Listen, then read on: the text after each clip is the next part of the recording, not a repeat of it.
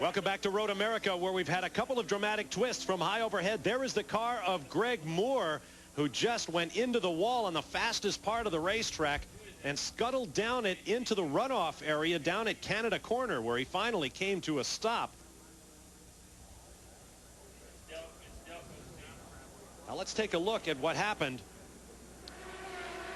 This is Greg Moore's. Coming down to the fastest part of the track. You'll see him in the Canada Corner. Look in the back of your screen. He's in there. He tried to get around Ribeiro on the outside. I don't know if he touched, but he got on the grass. Oh, he just missed him. Just missed Ribeiro. Look at that. And then there, unbelievable.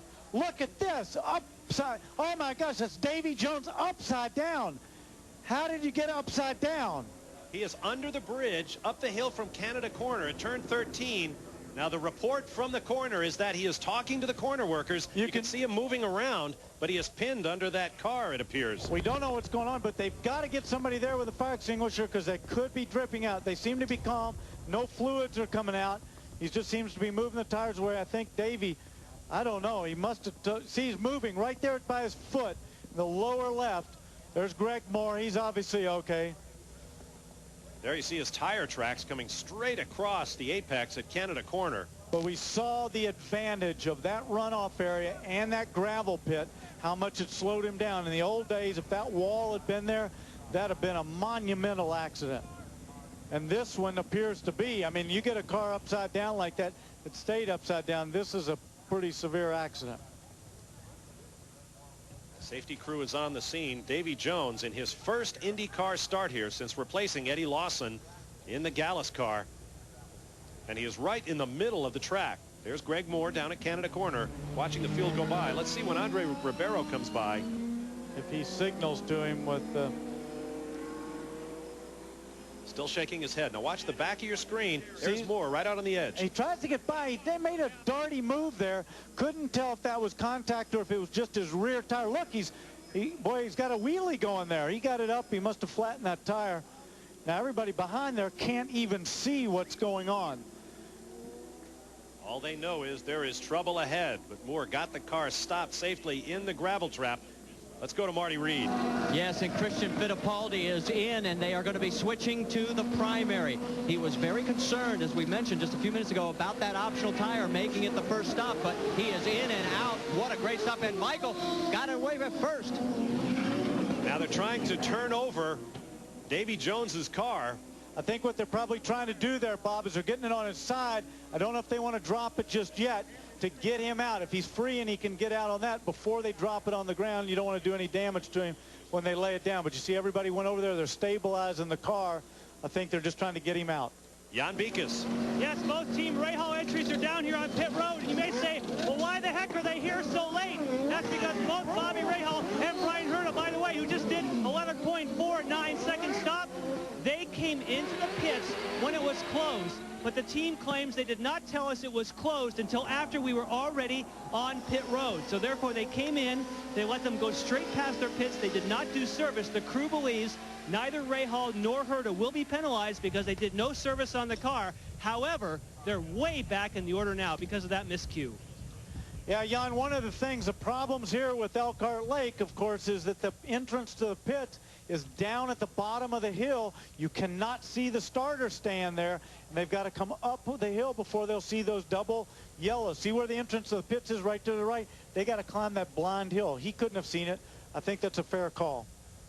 Well, Dennis Swan is in his first start as the chief steward designate on the PPG IndyCar Series, and he's had a busy Sunday thus far. He has had a busy time of it. The other thing that I noticed in those pit stops, there's so much going on right now, was that Michael Andretti got out of the pits in front of Christian Fittipaldi.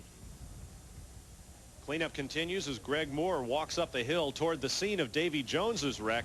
They have got the car over. They're working with Jones, and they've brought a record to move the car away.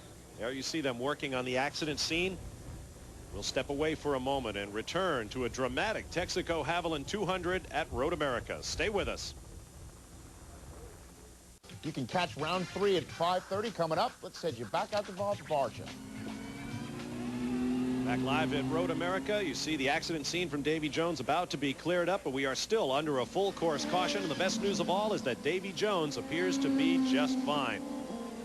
Highlights of the day in motorsports are coming your way on ESPN2 on RPM tonight, and we've got plenty to talk about with this race alone. But Kenny Mayne and company will also have the NASCAR GM Goodrich Dealer 400 from Michigan International Speedway. And we understand it is now raining at the IRL race at Loudon, New Hampshire. What hasn't happened today in motorsports? You'll get it all on RPM tonight at 8 p.m. Eastern Time, 5 p.m. Pacific on the Deuce. There you see the field still under caution. There is some of the wreckage, including the tire from Greg Moore's car after a spectacular slide down the wall into the runoff area at Canada Corner. Down in the pit lane, Marty Reed. Yeah, we're down here with Tony Brunetti, team manager of, well, Greg Moore's team. And what did he say on the radio? We really didn't talk to him after the incident. We're fortunate to have a monitor in our pit, so we were able to see what actually transpired from television perspective anyway, but I haven't talked to him yet, but he appears to be okay, and that's the important thing. Unfortunately, it's a long hike back. You guys may be torn down, packed up, and ready to go by the time he makes it. Yeah, it is quite a ways back there. As long as he's okay, that's the important thing. Thanks, Tony. Yep. I guarantee one thing, he will be frustrated when he comes back. He took a long look back up that straightaway as if to figure out what had happened. That's Greg Moore's situation.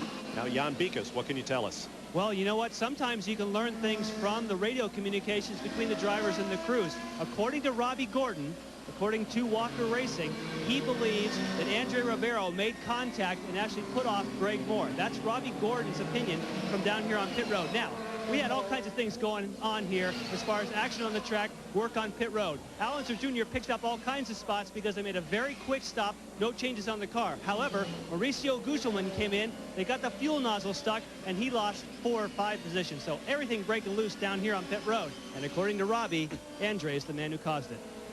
All right, thank you, Jan. For Greg Moore, his 6th DNF of the year. And speaking of Robbie Gordon, as you may have heard earlier today, he has announced that he will go to Winston Cup action next year after finishing as runner-up in the International Race of Champions. And that is a surprising move indeed. There is Robbie Gordon. He has had a very